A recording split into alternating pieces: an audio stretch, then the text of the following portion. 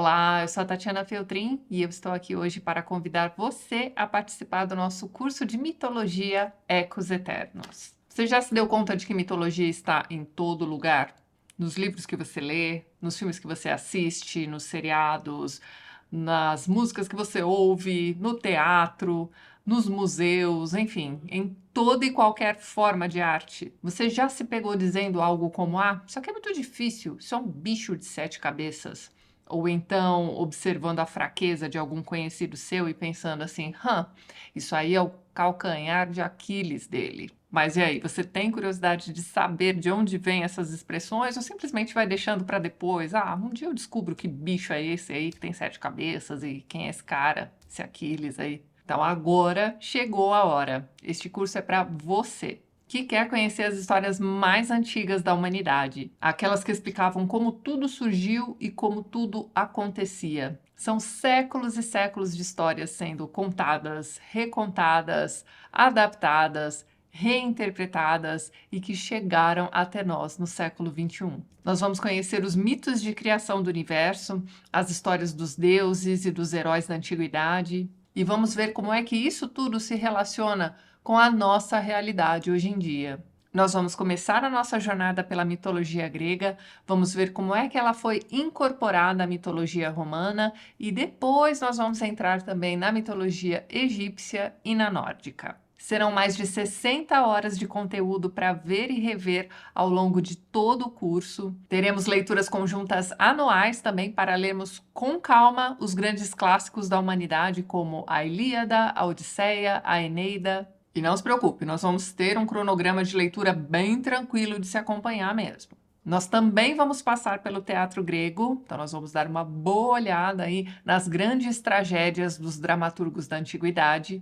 Veremos as adaptações desses mitos em outros livros, em filmes, em quadrinhos também, na cultura pop em geral. Enfim, este é um curso vivo que será alimentado quinzenalmente com conteúdo novo. Nós teremos uma comunidade no Telegram como sala de estar para todos os participantes. Então lá você vai poder entrar em contato com outros alunos tão interessados quanto você e também poderá tirar suas dúvidas diretamente comigo. Teremos um perfil no Instagram fechado só para nós, por onde nós faremos nossas lives. E você também terá acesso a material de apoio para os seus estudos. E tudo isso em um curso vitalício e sem cobrança adicional. O que é que isso quer dizer? Você se matricula agora e fica com a gente até o final da jornada sem pagar mais nada por isso.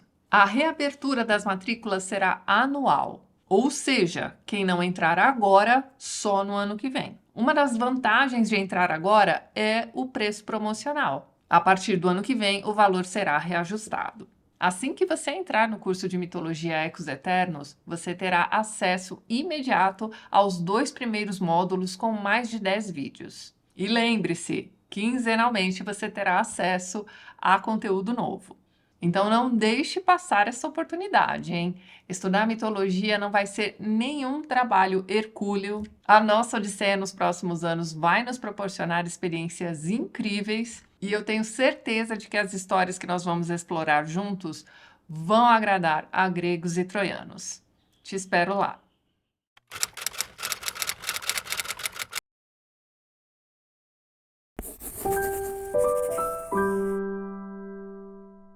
Olá, bom, hoje então a gente conversa um pouquinho sobre todos os nomes do José Saramago. Mais um livro bem interessante dele, viu, pessoal? Eu nunca tinha lido este livro, foi minha primeira leitura. E antes de qualquer coisa, preciso mostrar para vocês que a impressão deste meu exemplar aqui, que era aquela coleção antiga, né? Hoje em dia esses livros do Saramago saem com uma padronagem diferente. A capa nova de todos os nomes é esta aí que vocês estão vendo na tela. Pois então, parece um livro normal, não é mesmo? Só que, olha como ele foi impresso. Ele foi impresso ao contrário. A brochura está virada e de ponta cabeça, tá? Então, o livro, na verdade, começa aqui, ó. Tá vendo? Isso já aconteceu com vocês anteriormente? Eu não sabia, porque esse meu livro aqui estava no plástico ainda, tá vendo? Não que isso me incomode, não tem problema nenhum. Só que quem me viu lendo assim, ó, deve ter pensado, tá aí, ó, mais uma fingindo que lê. Bem, o que eu posso fazer se meu livro foi impresso assim? Bem, vamos lá, vou tentar mostrar sempre a capa aqui do livro para vocês, mas vocês já sabem a minha situação, certo? Pois então. Este é um livro de 1997, publicado logo depois do ensaio sobre a cegueira. Só para refrescar a memória de vocês, o ensaio sobre a cegueira saiu em 95 e era até então, e eu acho que até hoje, considerado o grande livro do Saramago. Foi o livro que lhe rendeu fama internacional e foi o livro mencionado também quando ele foi laureado com o Prêmio Nobel de Literatura em 1998. Então tá, perceba que o livro que veio logo após o Grande Medalhão de Saramago, né, ou seja, era um livro esperado. As pessoas queriam saber o que mais aquele homem era capaz de escrever, não é mesmo? Será que ele vai manter o mesmo nível de escrita e de criatividade? Então, de certa forma, este aqui era um livro esperado por todos, né? Todos os seus leitores, os críticos que estavam de olho também na obra deste autor. E aqui entra um achismo meu, tá, pessoal? Aparentemente, todos os nomes não foi aí o que seus leitores e os críticos também esperavam.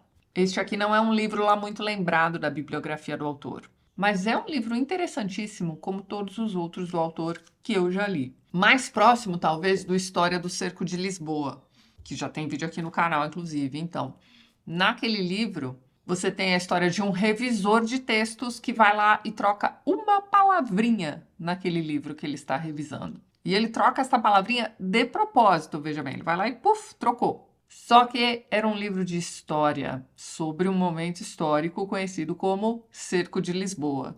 E ao trocar aquela palavrinha no texto, o que é que vai acontecer? De certa forma, ele modifica a história com H maiúsculo. Então, ali você tem um trabalhador qualquer, com uma função banal, mudando o curso da história apenas brincando com a sua própria função. Aqui, em todos os nomes, nós vamos ter um funcionário público de um órgão chamado Conservatória Geral de Registro Civil, que é mais ou menos o nosso cartório de registro civil. Então, você tem ali os registros de nascimento, morte, averbações de casamento, de divórcio. E o nome deste funcionário é Senhor José. Só isso mesmo. E ele é o único personagem deste livro que tem nome. Ele é o funcionário na função mais baixa, mais simples possível dentro da hierarquia ali daquele cartório, né, daquela conservatória. Então ele é o amanuense mais simples, ele é um copista, um arquivista, algo assim. Para você ter uma ideia, no início do livro, o chefe da conservatória vai pedir para ele trocar todas as capas dos arquivos, porque aquelas capas antigas estavam começando a amarelar. Então, este é um exemplo de trabalho que o senhor José vai realizar ali dentro daquela conservatória. Pois muito bem. Nesse momento, conforme você começa a leitura e vai sendo apresentado aí para o nosso protagonista, você vai começar a associá-lo a outros personagens da literatura, como, por exemplo, o Bartleby, o escrivão, o Makar, do Gente Pobre, do Dostoiévski, ou o Akaki, do Capote, do Gogol. E na página 38 desta edição aqui mais antiga, eu não tenho certeza se o miolo dos livros do Saramago é exatamente o mesmo nessas edições novas, tá, pessoal? Mas enfim, nesta edição, na página 38, nós temos o seguinte, ó.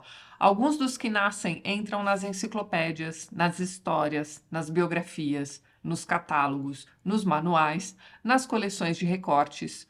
Os outros, mal comparando, são como a nuvem que passou sem deixar sinal de ter passado. Se choveu, não chegou para molhar a terra. Como eu, pensou o senhor José. Então, perceba que ele mesmo compreende, né, entre aspas, a sua própria insignificância e aceita.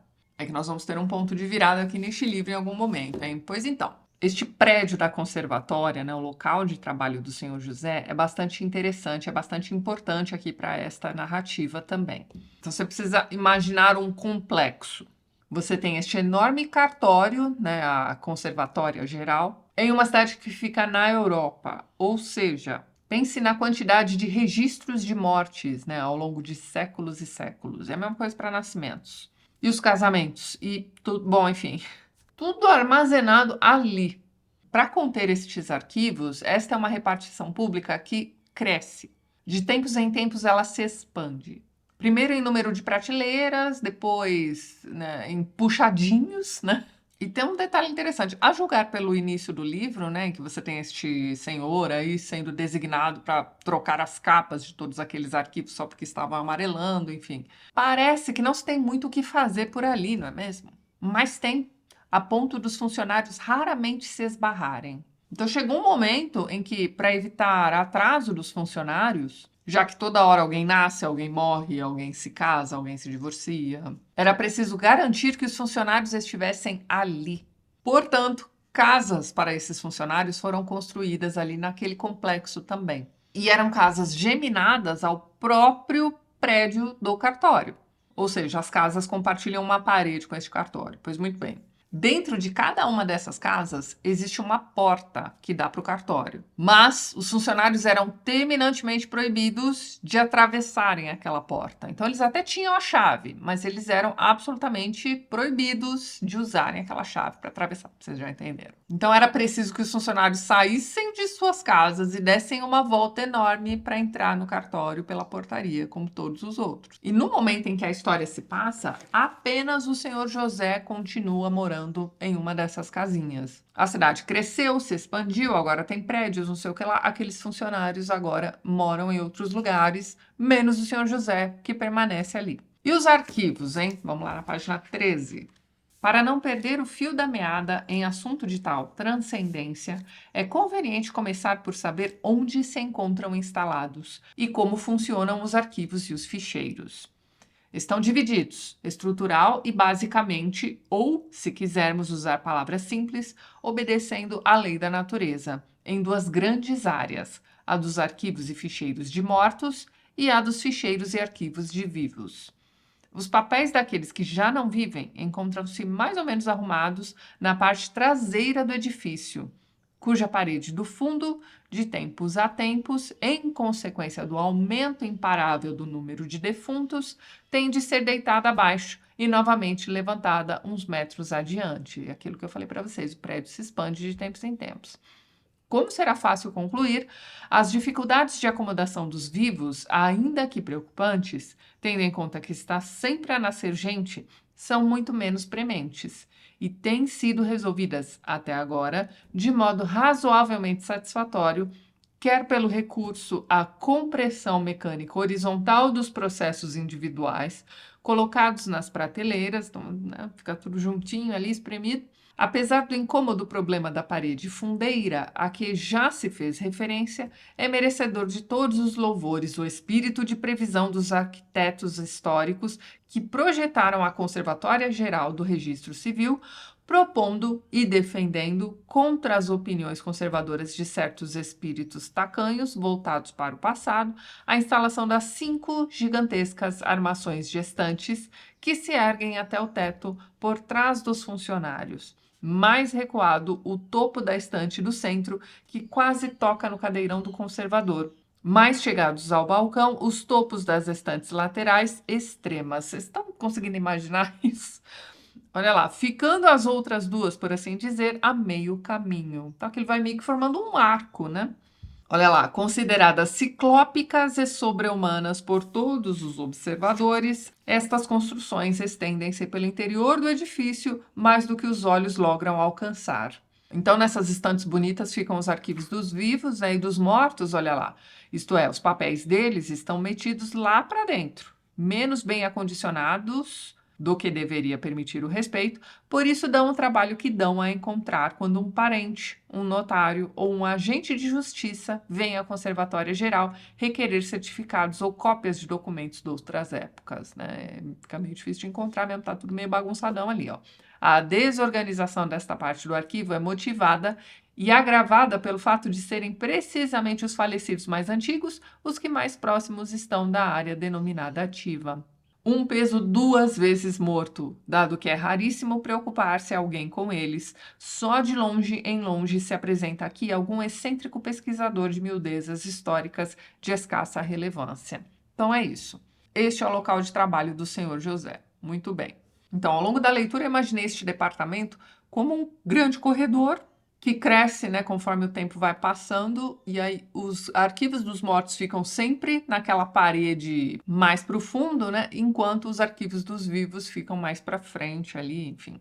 E para você ver que a mitologia realmente está em todo lugar, não é mesmo? Vocês viram ali que as instalações desta conservatória são chamadas de ciclópicas, que vem de cíclope mesmo, hein? Ou seja, gigantesco, como o cíclope enfrentado pelo Odisseu. Hã? E nós temos um outro detalhe mitológico aqui neste departamento, que é o seguinte: é a questão do fio da Ariadne. Os funcionários utilizam este fio de Ariadne para não se perderem, né? Para evitar se perderem ali naquela repartição. Mesmo porque há relatos de funcionários que desapareceram lá dentro. Ou seja, temos um labirinto e talvez tenhamos um minotauro lá dentro. Ou talvez a própria burocracia, essa papelada toda aí, seja o minotauro da história.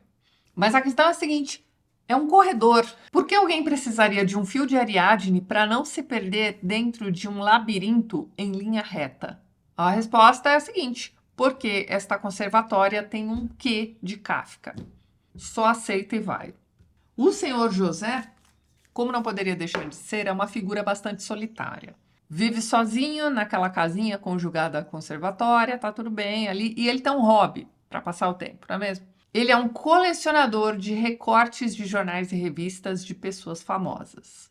E ele realmente se dedica a isso. Até que um belo dia ele resolve que está na hora de sua coleção alcançar um outro patamar. Então ele começa a pensar o seguinte: ora, o que deve ter de celebridade aí fingindo a idade, sabe? Ou mentindo a respeito de seu local de origem, esse tipo de coisa, né? Não deve ser brincadeira, né? Só que assim, ele é um grande colecionador desses recortes, né? Essas biografias que ele mesmo vai montando aí dessas figuras.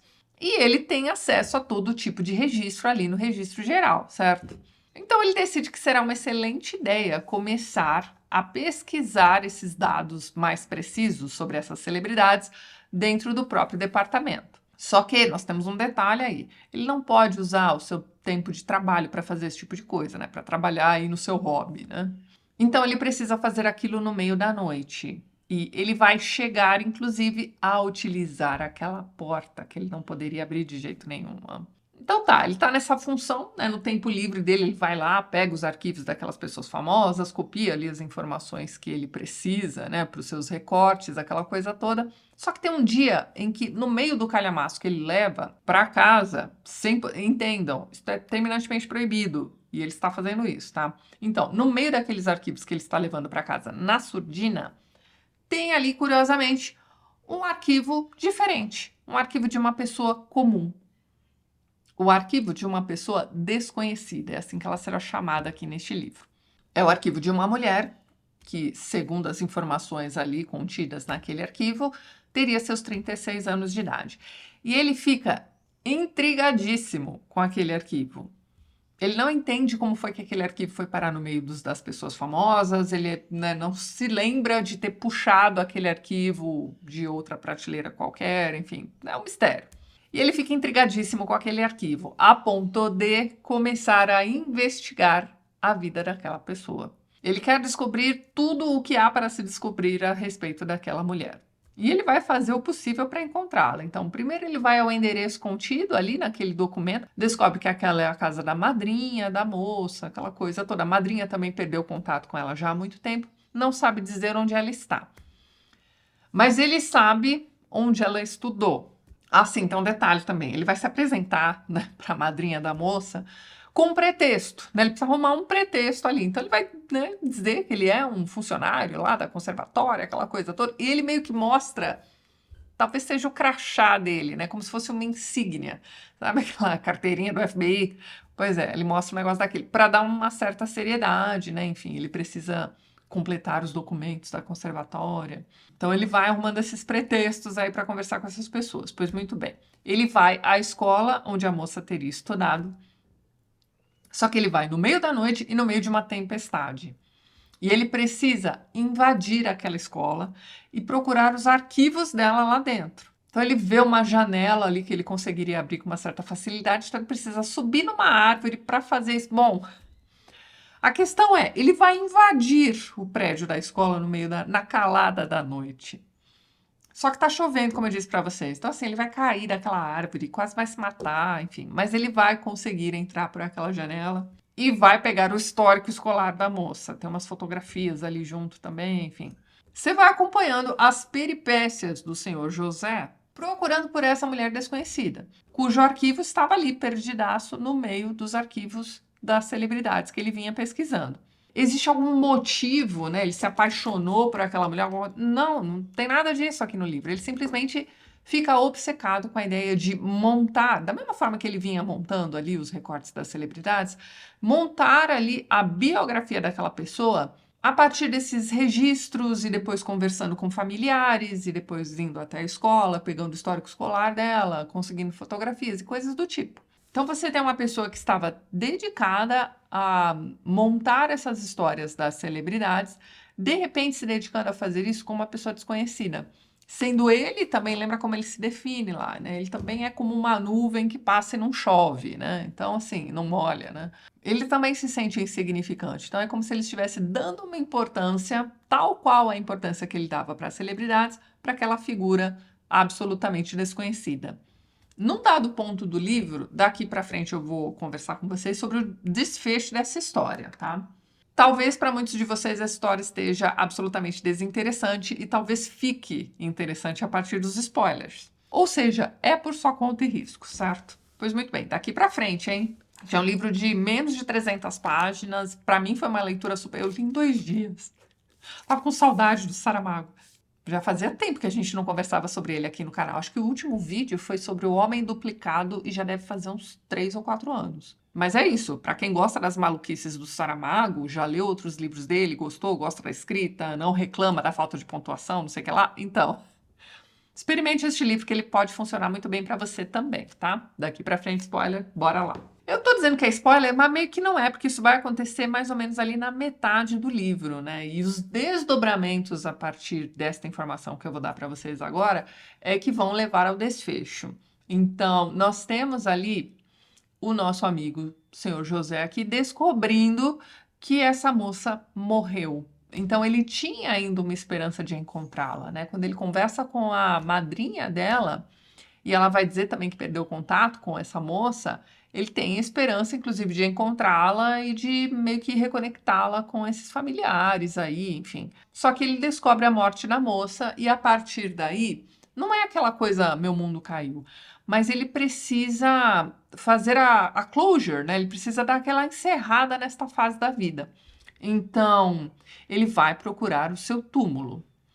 O cemitério da cidade, como este cartório, né, como esta conservatória, que meio que tomou conta ali, é um organismo vivo e vai crescendo e tudo mais, então o cemitério é a mesma coisa, porque as pessoas não param de morrer, as precisam ser enterradas.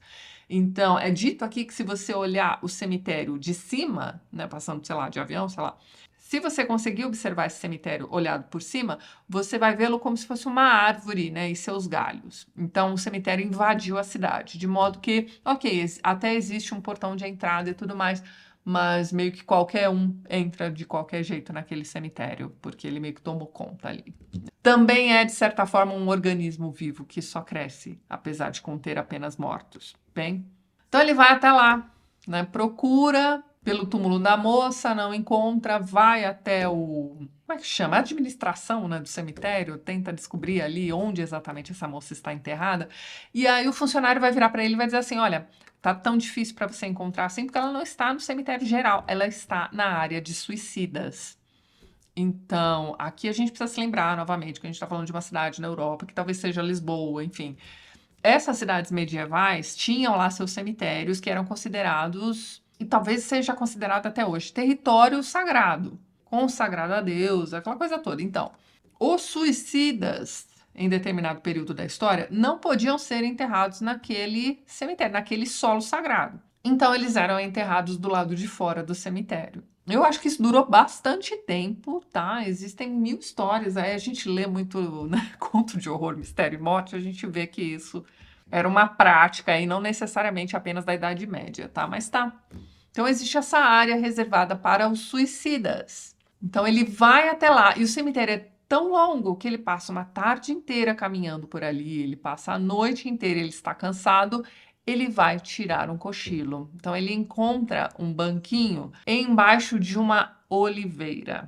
E é ali que ele vai dar uma descansada, vai dormir dentro do cemitério. No dia seguinte, ele meio que será acordado por um cachorro, e aí ele vê uma figura bem envelhecida também é um pastor de ovelhas. Ele está lá com seu cajado, o cachorro é do pastor. E aí eles vão conversar. E é o diálogo entre o José e este pastor que meio que faz este livro valer. É um baita de um diálogo. É ali que vai se desenvolver uma ideia que me remeteu ao Cerco de Lisboa, né? A história do Cerco de Lisboa. O que acontece aqui?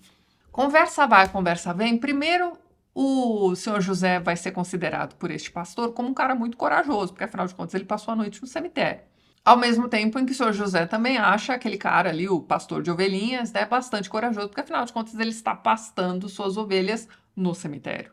Então tá, estabelecida aí esta admiração mútua, eles vão ter uma conversa a respeito das posições ali daquele cemitério, da questão do suicida, essa coisa toda. Então, tem um momento em que o pastor pergunta para ele, tá, mas quem é essa pessoa que você veio procurar? E aí ele vira e diz, ó, você tá pisando nela, né? Você tá aí, é ela mesmo. E não é parente, não é amiga, e não é nada, ele simplesmente, né, quis encontrar o túmulo daquela moça. E como o senhor José estava tão empenhado em encontrá-la, né, o pastor meio que se compadece dele e vai dizer, olha só, deixa eu te falar uma coisa, nenhuma lápide aqui deste cemitério contém o corpo cujo nome está ali. E aí nós temos, né, aquele momento de, ué, como assim, né? Ele começa a pensar, será que o cemitério foi removido de lugar? O que aconteceu, né? E aí o próprio pastor vai dizer, não, é que existe uma pessoa que faz isso, né? Troca os corpos de lugar. E ele pergunta quem? E o pastor vai dizer, ó, sou eu mesmo. Então, o próprio pastor faz isso. E ele vai dar a justificativa dele. Ele vai dizer que, olha, o suicida não quer ser encontrado. Ele quer acabar, ele quer sumir de vez. Então, de certa forma, o pastor acha que está fazendo um favor para esses suicidas. O diálogo é longo e é espetacular, gente, ó. Eles estão comentando o tamanho do cemitério, aquela coisa toda, né? E um vai virar para o outro e vai dizer o seguinte, ó. É um cemitério. E o outro responde, é o cemitério geral. Aí o outro diz, é um labirinto. E o outro diz, os labirintos podem ver-se de fora. E aí vem o pastor, né? Nem todos. Este pertence aos invisíveis. Não é possível ver de fora, somente de cima, veja bem. Não compreendo. Aí ele responde, né, o pastor. Por exemplo, a pessoa que está aqui, disse o pastor tocando com a ponta do cajado no montículo de terra, não é aquela que você julga. É aqui que ele vai dizer, né, que ele troca as pessoas de lugar. E aí depois ele pergunta, e os números? Aí vem o pastor, os números estão todos trocados. Por quê? Porque alguém os muda antes de serem trazidas e colocadas as pedras com os nomes. Então, assim, antes mesmo de ser finalizado ali o túmulo das pessoas, ele já vai lá e troca os corpos de lugares e troca os números também. Ele cria toda uma confusão para que aquelas pessoas não sejam encontradas. Então, o momento que o senhor José vai dizer, a morte é sagrada. E o pastor responde, a vida é que é sagrada, senhor auxiliar de escrita. Pelo menos assim se diz. Mas tem de haver, em nome da decência, um mínimo de respeito por quem morreu. Vêm aqui as pessoas recordar os parentes e amigos, a meditar ou a rezar, a pôr flores ou a chorar diante de um nome querido. E vai-se a ver, por culpa da malícia de um pastor de ovelhas, o nome autêntico de quem ali está é outro. Os restos mortais venerados não são de quem se supõe. A morte, assim, é uma farsa. E aí o pastor diz, ó, não creio que haja maior respeito que chorar por alguém que não se conheceu. Aí vem seu José, ó, mas a morte. E o outro, que? A morte deve ser respeitada. E aí o pastor diz, gostaria que me dissesse em que consiste, na sua opinião, o respeito pela morte. O senhor José responde, ó, acima de tudo, não a profanar. Aí vem o pastor, a morte, como tal, não é profanável. Sabe muito bem que é dos mortos que estou a falar e não da morte em si mesma. E aí o pastor mostra, né? Diga-me, onde encontra aqui o menor indício de profanação? E aí ele responde, ó, ter-lhes trocado os nomes não é uma profanação pequena. Então, tudo aqui neste livro gira em torno desta questão do título, né? Todos os nomes. Existe a epígrafe, que, como de costume, são aquelas epígrafes criadas pelo próprio Saramago. Uma coisa meio borgiana, né? Ele vai dizer isso aqui, ó. Conheces o nome que te deram, não conheces o nome que tens. Isso aqui ele retirou deste livro inexistente chamado Livro das Evidências. Então, você tem um livro com diversos personagens em que o único personagem que tem nome é o protagonista e o nome dele é Senhor José. É um nome bastante comum, né? O próprio autor do livro também se chama José. Ele trabalha com registros civis, ou seja, ele lida com nomes o tempo todo. Este livro aqui também traz como ambientes prédios, né, instituições em que todos nós vamos passar por elas, né? Então, o cartório, em algum momento, alguém vai precisar ir até lá registrar seu nascimento. Então, é meio que um prédio obrigatório, pelo qual você vai passar em algum momento da sua vida. Seu filho vai nascer, você vai precisar ir lá. Depois, você tem a escola. Então, todos nós passamos por uma escola. Então, nós temos aí um outro prédio, onde listas de nomes também são importantes. Depois, você tem o cemitério, e você vai encontrar determinados túmulos a partir dos nomes daquelas pessoas. É um cemitério gigantesco, como o cartório também é gigantesco, e em crescimento, não é mesmo? Então, é mais uma instituição por onde todos nós seremos enterrados, não é mesmo? A menos que você seja cremado. Mas existe o cemitério. Em algum momento da sua vida você vai passar por um cemitério, você vai ao velório de alguém. E no fim de todas as coisas, para você ver como tudo é circular nessa vida, volta-se ao cartório, porque é preciso registrar o óbito das pessoas. Então, as instituições obrigatórias por onde todos nós precisamos passar dependem de nomes para serem organizadas.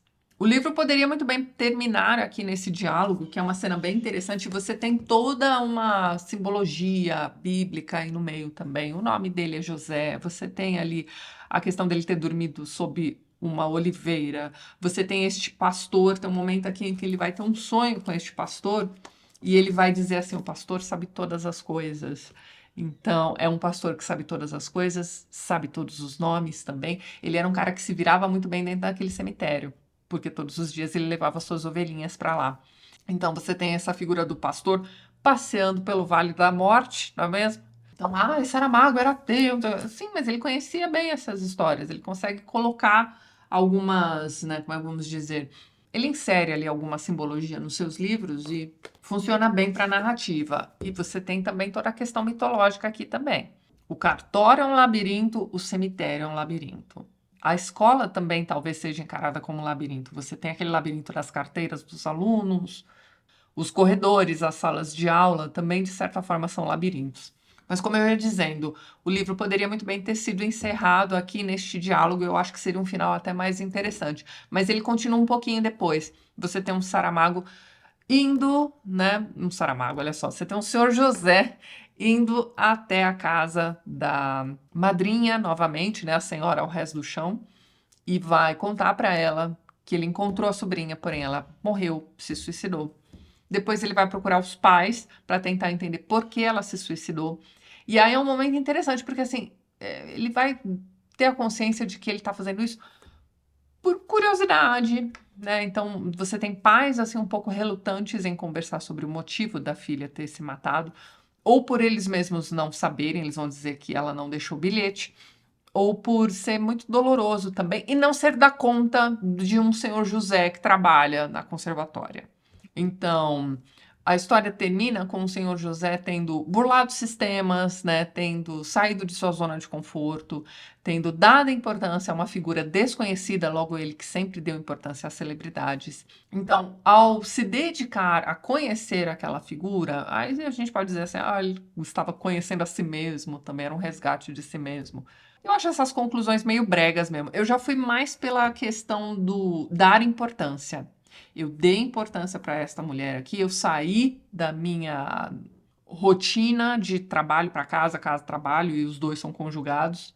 Ao mesmo tempo em que o senhor José deu importância para esta mulher e fez tudo o que ele fez aí ao longo do livro para entender sua história, ele também deu importância a si mesmo. Ele se fez sair daquela rotininha de amanuense, né, para realmente fazer coisas que ele nunca havia feito, né, como burlar o sistema, né, do próprio serviço, né, como a gente já viu. Mas então, para você ter uma ideia da construção da jornada deste personagem, o sair da zona de conforto é dolorosa. Então, quando ele vai entrar naquela escola, ele sobe na árvore no meio da tempestade, cai, não sei o que lá, ele vai quase se matar e vai adoecer.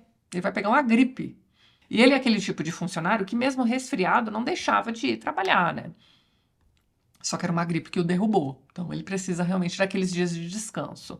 É uma coisa que ele nunca tinha feito antes também. Deixar de trabalhar porque estava ali meio combalido.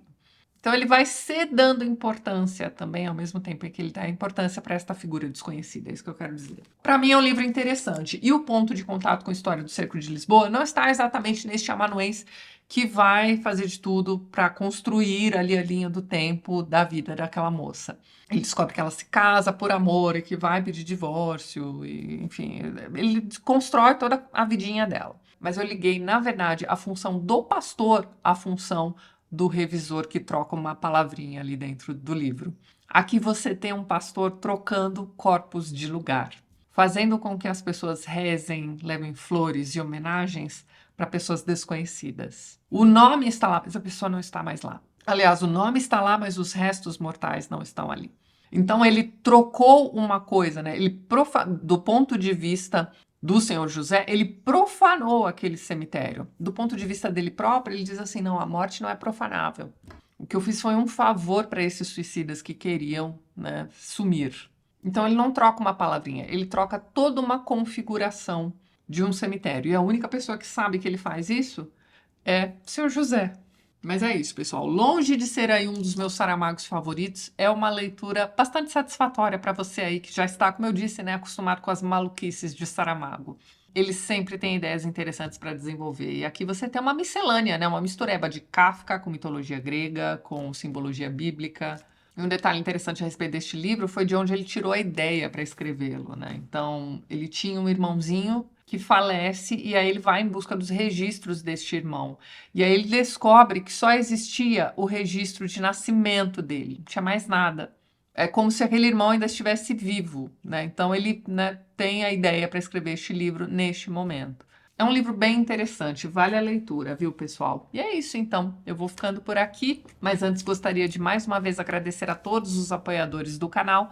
Vocês estão vendo os nomes deles aqui ao lado e na descrição deste vídeo você vai encontrar também os links para os perfis literários do pessoal que apoia a TLT e que também produz conteúdo sobre livros aqui no YouTube e no Instagram. Caso você queira se tornar um apoiador do canal, já deixo aqui meu muito obrigada de coração. Dê uma olhadinha no primeiro link que eu vou deixar na descrição deste vídeo. E é isso então. A gente se vê nos próximos vídeos do canal. Um beijo grande e até mais.